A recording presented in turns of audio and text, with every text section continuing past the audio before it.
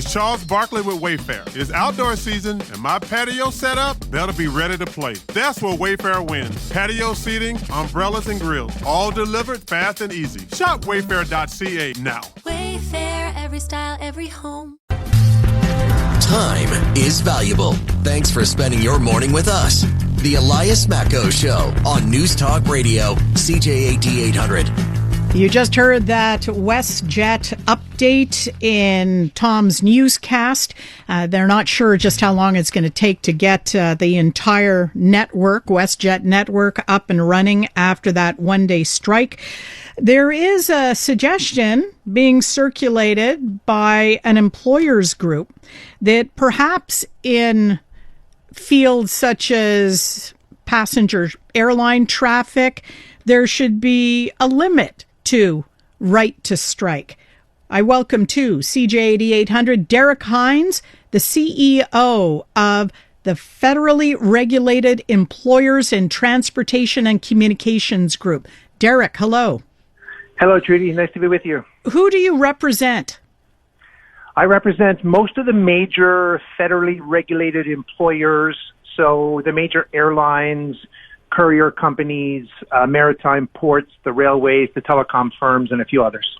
Lay out your argument that this recent WestJet strike supports the notion that maybe the right to strike is not absolute.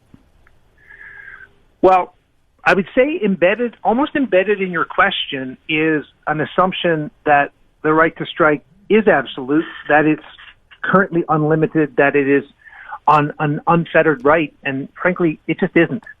The courts already allow for reasonable limits on the absolute right to strike when it's in the public interest, and this gets to the point from this past weekend.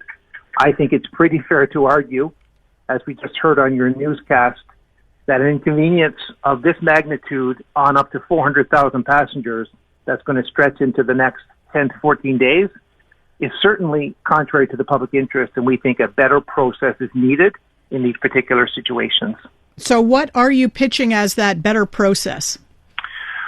Well, what we'd like to see are additional tools added to the Minister of Labor's toolbox in these situations, ideally mechanisms that she could access in a proactive manner before such a catastrophic work stoppage occurs.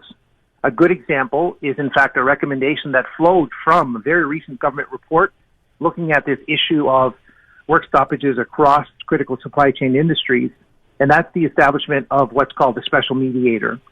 We think a special mediator with enhanced powers could really help the parties in a proactive way before one of these strikes occurs, get to a deal, and at least recommend a path forward to the minister to help avoid one of these really consequential outcomes. What extra powers would you be talking about for that special mediator? Well, a few things. I mean, I think ideally, currently mediation really is around moral suasion. There are some very qualified mediators who work in the federal system, and their goal is to try to cajole the parties to get to a deal. We think what we need is a special mediator with a little more oomph, a little more power in their step to push the parties together to try to get that deal before we get to one of these outcomes. But if that is unsuccessful, we think it will be really helpful if that mediator could send a report to the minister, sort of identifying the points of agreement and disagreement between these parties, recommend a path forward for the minister, who could then contemplate next steps before allowing a work stoppage to occur. And the next steps would amount to what? Well, this is where we get into how limited, limits that we think should be placed on the right to strike in certain circumstances. And here we're talking about circumstances where the national public interest is at risk and Canadians are quite seriously impacted. And what we think the minister or the government could then have at their disposal with the release of a report that we think could be made public to add greater transparency to these processes in the heat of the battle, if you will. We think there are circumstances where it is totally appropriate, compliant with the law, for the minister to impose a binding process, a binding mediation process on these parties to avoid some of these highly impactful work stoppages. West was one day and look at the impact that it's had. Oh, and I'm sure you'd have thousands of disgruntled, disappointed passengers backing you up on that. But in those sectors, we have, in transit, for example, here in Montreal, it's long been recognized that public transit is an absolute need for the community and that the right to strike is going to be limited. So, in the most recent labor disruptions we've had here in Montreal, the unions have had to provide morning, afternoon, and late night rush hour service with some exceptions to that. So I think there is a general feeling that public transit, you're getting people to work. Yeah, you're going to want to limit the right to strike. Can you make the same argument for urgency and necessity for airline passenger travel? Under the current law, it's difficult. I think what you're getting at is really a designation that is technically called essential services. And the requirements, the threshold that must be met to hit that deadline today is extraordinarily high, and we think out of line with the needs of Canadians. What we think would be helpful if there was embedded in the Canada Labour Code some language around what's called the national public interest. When the national public interest is clearly at stake, it seems reasonable to us in industries like airlines, ports, railways, telecom, where Canadians will be so consequentially impacted by a work stoppage that we should be able to balance that national interest against this right to strike in a way that is fair to the parties and that the impacts on Canadians can be limited in some way. Have you heard anything from unions in the sectors about how they feel about this, the prospect of losing the right to strike in favor of mediation that would be binding? My sense is those on the union side are certainly supportive of advances in mediation, enhancements in mediation. Where I think we differ is on the fundamental definition of what a right to strike is.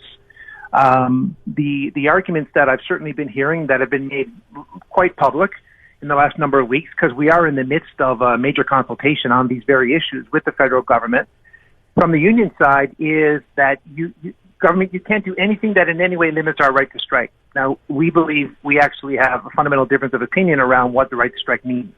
To us, it's reasonable when the national public interest is at stake to impose some limits on this strike. It is not unlimited.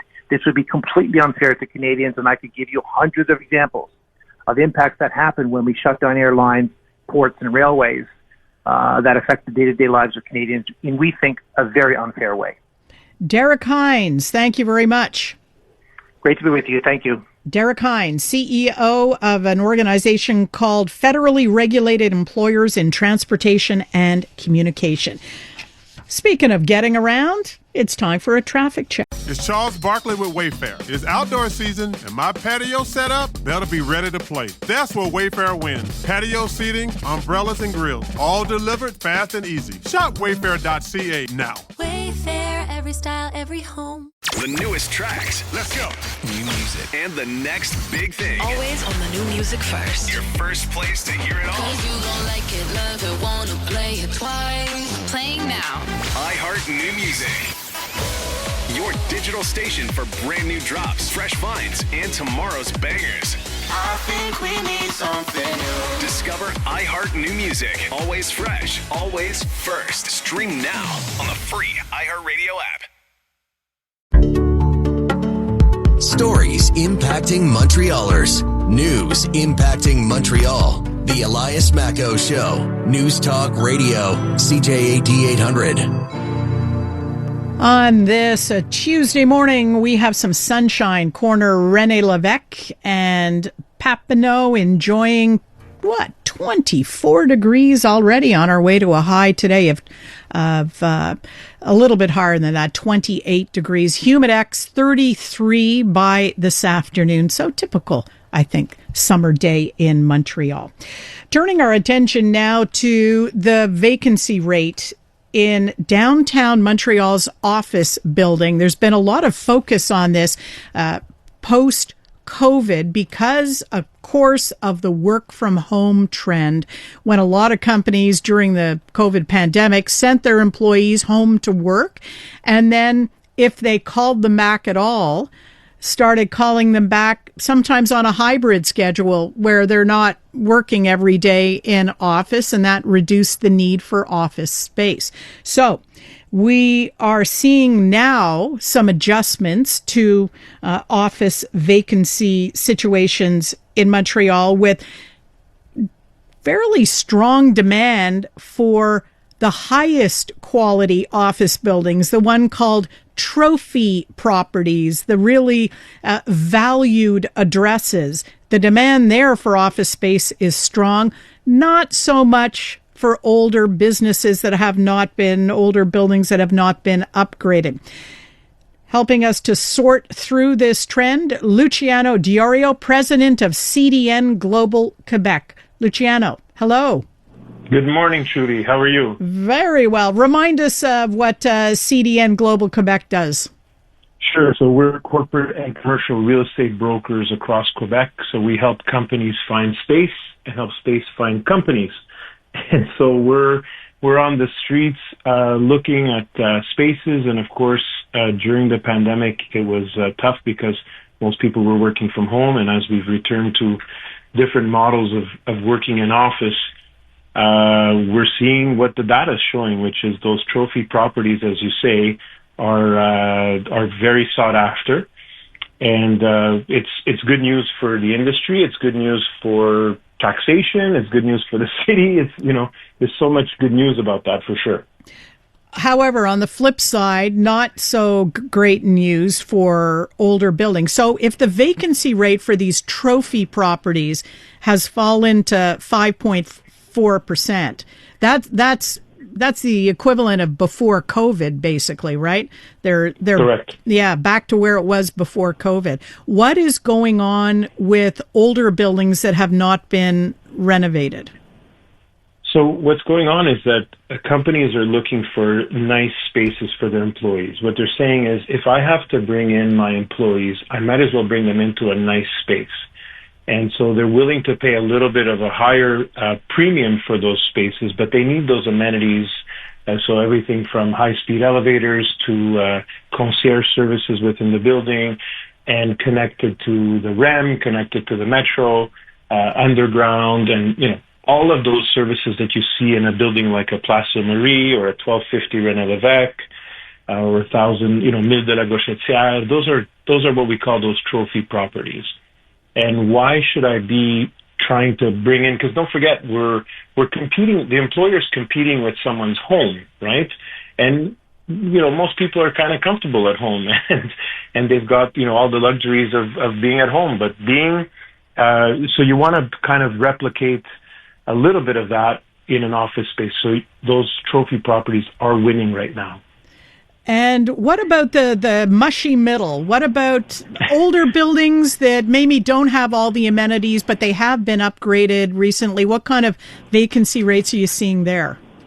So those landlords and those investors have certainly a dilemma in front of them. And those vacancy rates we're seeing somewhere in the 20% range, so much higher than that 5% that we're seeing in the trophy properties. So those landlords, investors have a choice to make. Either I give companies a super deal to come into the building, knowing that, look, this is what it is, and you're getting a certain quality of building, or basically leveling up and saying, no, we've got to invest in these properties and try to bring them to maybe a B plus or an A, like closer to the trophy properties without the cost.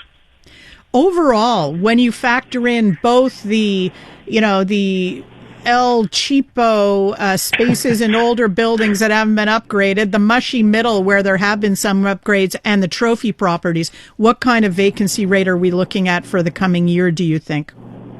I think it'll still be around that same level. I think the unknown here is, jobs and new net jobs in office. I'm still hearing people saying, that they're opting for jobs that provide them with the flexibility of working from home. And so I think this is where, and of course, everything that we see in terms of AI and what is that impact going to be on the office worker.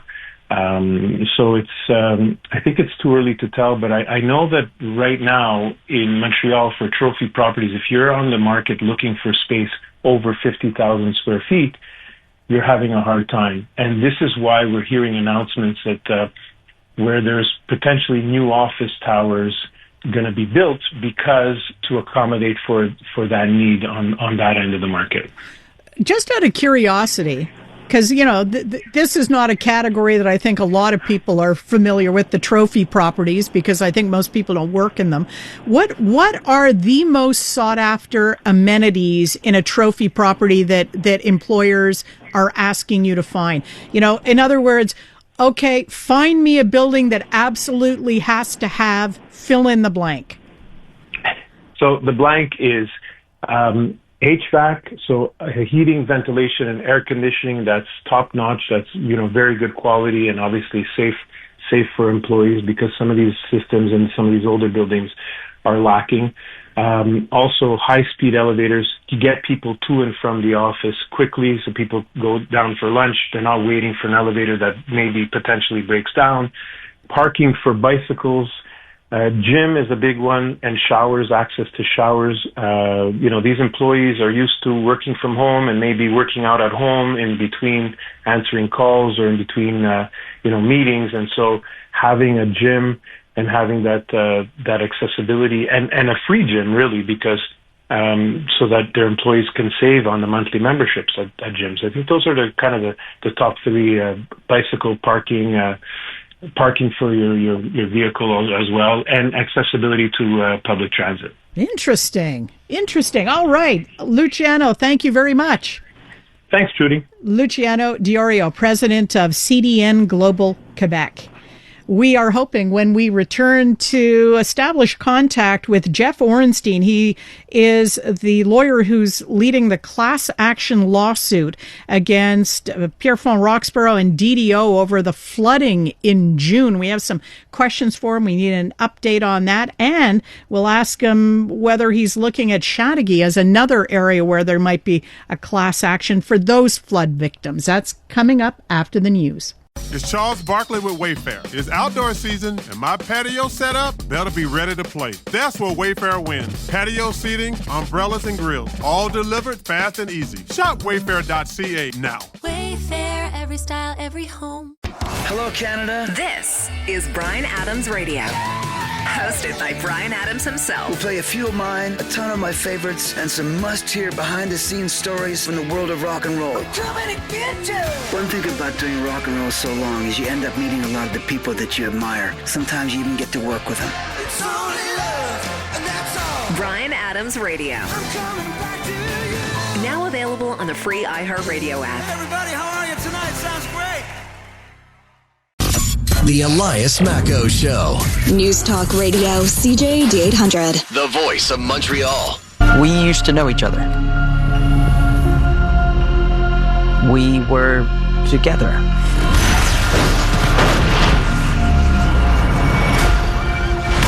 But something bad was going to happen.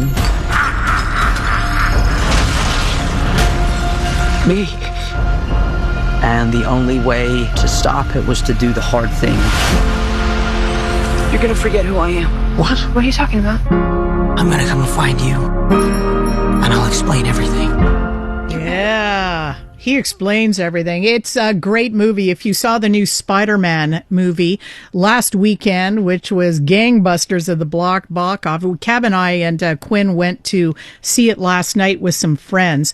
And it is a fabulous superhero movie in many ways, and not just because of the superhero action, also because of the emotional development of the characters. Really well done heartily endorse that. And it seems there was great anticipation for that movie, given how big a first weekend it had. We are talking about summer movies. Have you caught any of the summer releases? 514-790-0800. You can call us. You can text us. What have you enjoyed? I'm bringing in noted movie critic for the Elias Macco Show, Jay Farrar here.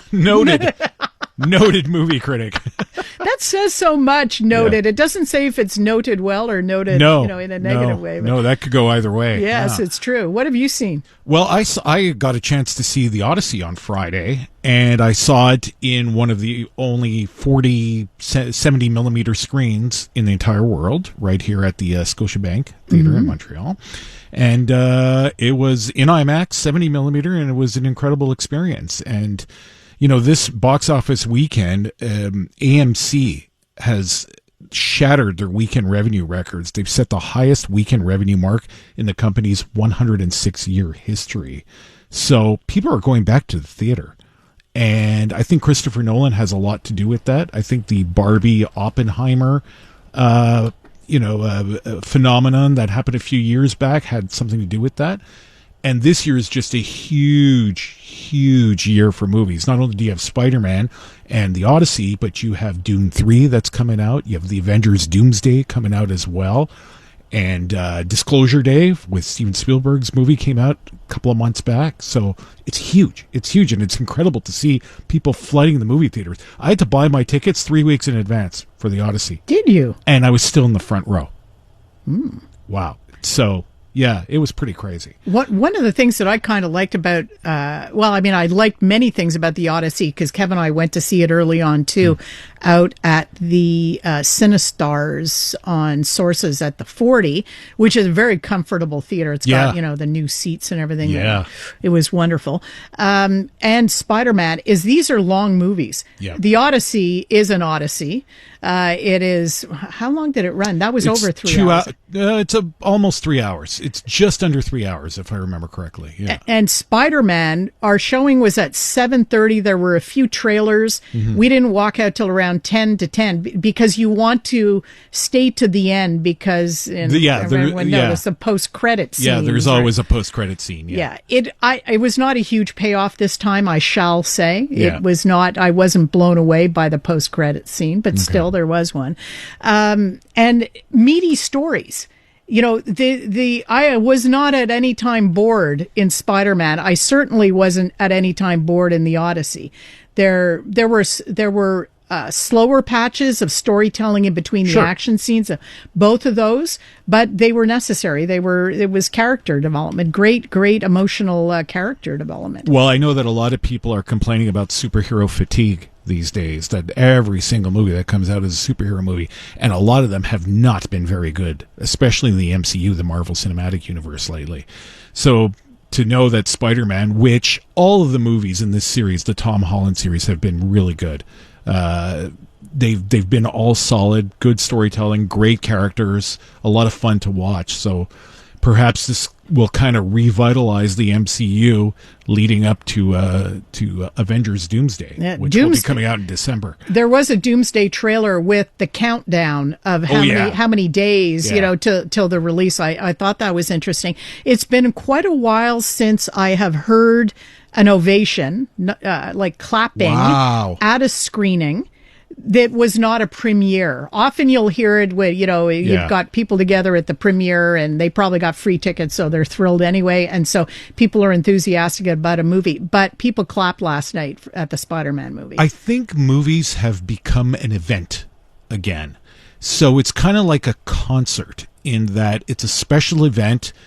You can fit 400 or 500 people in a theater these days because they're made so big. They're IMAX. And the IMAX 70 millimeter is 18K, the equivalent of 18K on your television instead of 4K. Can you imagine? So I think that people are going out. They're going to spend their $30 on the movie. You get your popcorn. You sit there. It becomes an event. And the people become a little bit more enthusiastic about watching the movie. I can count on one hand how many times I've been in a theater and everybody started cheering during the movie. And I think that's starting to happen again. And What was the movie that just came out last year? That was it's just people start cheering. It becomes an event, and these videos go viral on TikTok of people all sitting there and watching the movie for the very first time. What's the name of it? It's with the blocks and the Minecraft. That's it. People were cheering in the Minecraft movie? Yes. Huge because there was some sort of big cameo at the end of it, and people were jumping all over the place and screaming and yelling at the screen. And it's just fun to see. It's become an event again. Well, add to the fact to all of this, going back to the numbers there of like how movie theaters feels like everyone's going back to the movies. According to Forbes, global cinema sales are projected to hit $35 billion this year. That's the highest milestone since 2019. The success of Spider-Man is already showing clear signs, hitting $360 million domestically barely in a couple days since it's been released. The highest amount that Spider-Man has done is when it was No Way Home back in 2021, when it was $1.92 billion. And if the sales continue this way, the numbers, they might shatter that record with this new one. So it shows that people are going back to the movie theater. People are going back to wanting to go in person, like the Netflix days and the Prime days. Yes, people are still interested to watch some movies at home, but it feels like the physical copy, if you will, and the physical presence of being inside a movie theater with people around you and going to an event, it feels like it's coming back. I remember in the past like 2-3 years, we were talking about the Guzos who's shutting down here in the city and being sold off, and we're like, oh, is the movie theater business going out? And then you have companies, as you mentioned, Trudy, Cinestars that come in that are trying to keep the movie theaters alive, and movies with the Odyssey, with those 70mm IMAXs, it does bring some type of added intrigue and interest in going to see a specific movie that has these specific parameters that you need to go see them in that you don't necessarily have at home.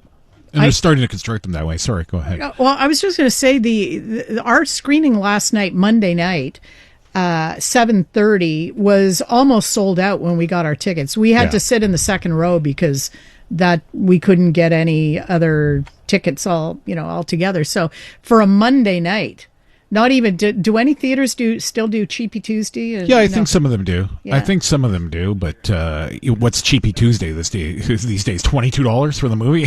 That would be a Cheapy Tuesday. I know I spent over $30 for the 70mm IMAX Odyssey, and that's not including the popcorn that we bought when we were there and whatever treats and fun stuff as well. So yeah, it's an event. I think people are starting to treat it that way, and it's a lot more fun to, you can sit at home and watch your Netflix on your 80-inch TV or whatever it is, but it's not the same as going to the theater and sitting with 400 people and watching something on an IMAX screen. There's something unique about that. And yeah, we have a call in from Laval, David on CJAD. Hi, David. Have you seen any of the big movies this summer? I did, and actually, I have not been to the theater since COVID.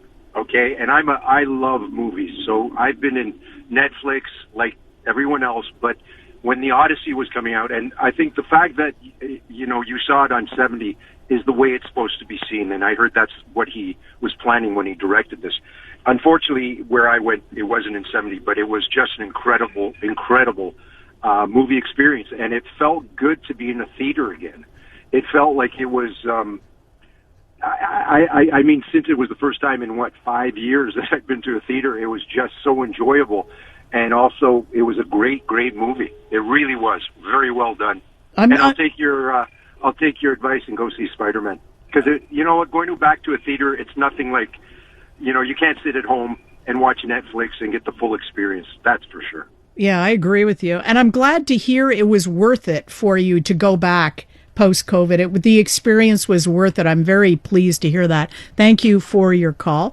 When we look at what's been released too, we also had, for the family set, we had Moana, Supergirl. We went to see Supergirl, and that was fun. It wasn't, it wasn't a masterpiece, but that was a fun movie. So Grogu and the Mandalorian. Yeah.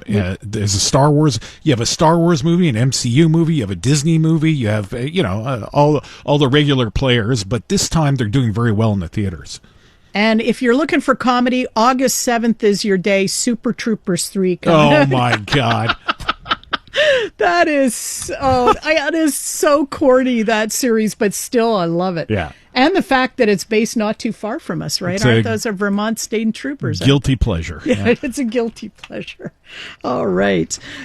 It's Charles Barkley with Wayfair. It's outdoor season, and my patio set up, they'll be ready to play. That's where Wayfair wins. Patio seating, umbrellas, and grills, all delivered fast and easy. Shop wayfair.ca now. Wayfair, every style, every home. Canadian women are looking for more out of themselves, their businesses, their elected leaders, and the world around them. And that's why we're thrilled to introduce the Honest Talk podcast. I'm Jennifer Stewart. And I'm Catherine Clark. And in this podcast, we interview Canada's most inspiring women. Entrepreneurs, artists, athletes, politicians, and newsmakers, all at different stages of their journey. So if you're looking to connect, then we hope you'll join us. Listen to the Honest Talk podcast on iHeartRadio or wherever you listen to your podcasts. The Elias Macco Show. News Talk Radio. CJAD 800. Trudy Mason sitting in again this week. And further to our discussion about movies, I want to bring in Sue Smith here, filling in on Montreal Now this afternoon. Sue, have you seen any of the summer blockbusters yet? I am afraid I have not. And I keep saying I'm going to go to the Odyssey, but I never go. But I've talked to lots of people that have about that. And loved it, I assume? Yes, so far everybody's loved it. I'm a little afraid I'm not going to love it, but yeah, apparently it's fantastic. What about you? What have you seen? Well, yeah, we were just talking about how we've had a luxury of choice this summer. Seen the Odyssey, seen Spider-Man 2. Why do you fear you might not like it? I really love the story of the Odyssey. I went on a little, I kind of nerded out last year and went on a deep dive of all the Greek myths. I was listening to podcasts about them and, I just kind of got into it. And so I'm a little bit afraid of the storytelling. And I don't love Matt Damon. So, yeah, those are two I have things. to say he's almost unrecognizable in the role. Okay, good. Maybe I'll like him. No, I'm going to see it for sure. And I'm going to see Spider-Man for sure, too. But again, so have you seen all the Spider-Mans? This is the fourth one in this series, Yeah, right? yeah, it is, and it's fabulous. It really is great. You talk about great storytelling, I think. Now, keeping in mind that you're probably skewing a little younger in the audience than you are with the Odyssey, but still, I feel that, good storytelling. Here's another question I'm going to shoot at you, because we were talking about it with the panel on the Big Five earlier this morning. $50,000 is the asking price for a tiny island in Riviera des Prairies off the shoreline of Laval. You can't really put a foundation for a building on it because it floods. It is kind of 2/3 rocky sand and 1/3 low shrubby vegetation. Interested? I mean, look, I'm not going to say no. The thing is, there's something about having your own little piece of land like that is really appealing. Let's just say 50,000 wasn't a problem. Let's just say you could, you had 50,000 in the bank. And you'd have your own little island. You could call it Ile Trudy. You could kayak over. You could have picnics. You could, build a lean-to. Yeah, you could camp. What would stop you from camping overnight? Exactly. I don't know. I think there's something about having land that is very appealing, especially an island. It's really beautiful up there. The waterfront in Back River is lovely. And there is some development, but there's also not a lot because of the things that you're talking about. It's not always an easy place to build. So I don't know, you could kind of get away from it all. It's cheaper than Florida. Yeah. And I think it's, if you are a city dweller, it gets you that much closer to nature. Yes, you can see buildings on the shoreline on either side. Yeah, I kind of get that. But for the time that you're there, you'd have to take your own lounge chair and maybe an umbrella. I know, but it would also be an excuse to buy a boat, right? Then you could buy a boat because you'd have to have a boat to get to the island. True. So even if it's only a rowboat, I think you might be able to get there in a rowboat because it's not that far off the shoreline. I think I might buy more than that. Do you know that country song that if you had $1 million, like money can't buy everything, but it can buy me a boat? It's a great country song. Do you also know the other expression that the happiest day of your life is when you buy a boat and the second happiest day is when you sell it? Yes. Yeah, that's true. What do you have coming up on Montreal Now, Sue? Well, you know, it's funny. Just before you called, I was listening to a song called Red House, which I had not heard before. And it starts with this guitar solo, which, I mean, I literally, I was doing other things and I literally took my phone and I sat down to listen to it because it was so amazing. And it's Frank Marino, who used to be the head guy on Mahogany Rush. And he's coming into studio. He's actually doing the tour. He's going to be on Showme. He's going to be on TSN. But I get him for a couple of minutes just after 3:30. Fun. He's just an amazing guitarist. I was speaking to Pete Marier yesterday, and Pete Marier told me the cutest story.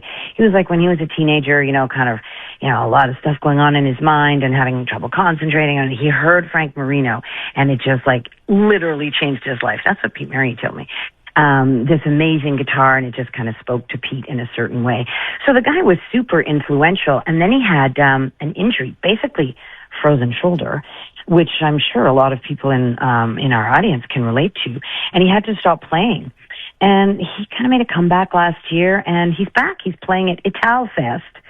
And so we're going to get to talk to him, which is I'm looking forward to. I'm sure he's got stories. I know. Exactly. I know. I want to ask him, like, give me your biggest, like, rock and roll moment, like, I'm a rock star. Do you think he would say it on a family-friendly radio station? Yeah, probably. He could use euphemisms. And then the groupies did this.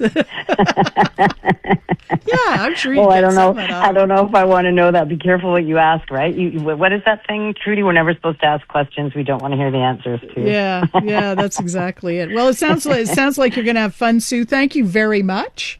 Okay. Sue Smith, filling in for Aaron Rand on Montreal Now.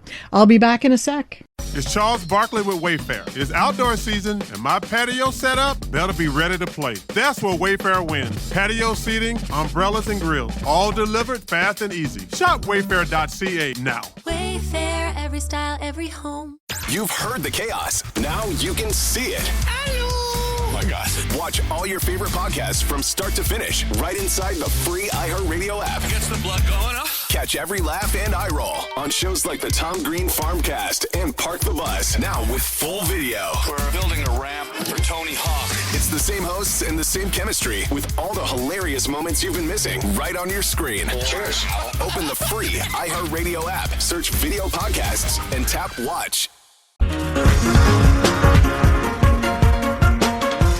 My sincere thank yous to the team behind the Elias Macco Show, content producer Maxim Cadot, master control producer Jay Farrar, the technical producer of the show. It is a lovely summery day out there in Montreal. I do hope you get a chance, even if it's just a few minutes this afternoon, to enjoy, because remember, folks, 6 months from now, we'll be pining for this type of weather. Talk to me next January. Enjoy your day. It's Charles Barkley with Wayfair. It's outdoor season, and my patio setup better be ready to play. That's where Wayfair wins. Patio seating, umbrellas, and grills, all delivered fast and easy. Shop wayfair.ca now. Wayfair, every style, every home. Unmistakably Canadian. It's the music that raised you. The artists raising the bar. Hi, this is Brian Adams. Hey, my name's Brett Emmons. I'm from the Glorious Sons. Hi, I'm Nelly Furtado. Made in Canada. The station that champions Canadian music. Loud, proud, and all yours. No passports required. Just press play. Tap into Made in Canada now on iHeartRadio.ca or the free iHeartRadio app. You're listening to the Voice of Montreal. News Talk Radio, CJAD 800. An iHeartRadio station. Hello, Canada. This is Brian Adams Radio. Hosted by Brian Adams himself. We'll play a few of mine, a ton of my favorites, and some must-hear behind-the-scenes stories from the world of rock and roll. One thing about doing rock and roll so long is you end up meeting a lot of the people that you admire. Sometimes you even get to work with them. Brian Adams Radio. Now available on the free iHeartRadio app. Everybody, how are you tonight? Sounds great.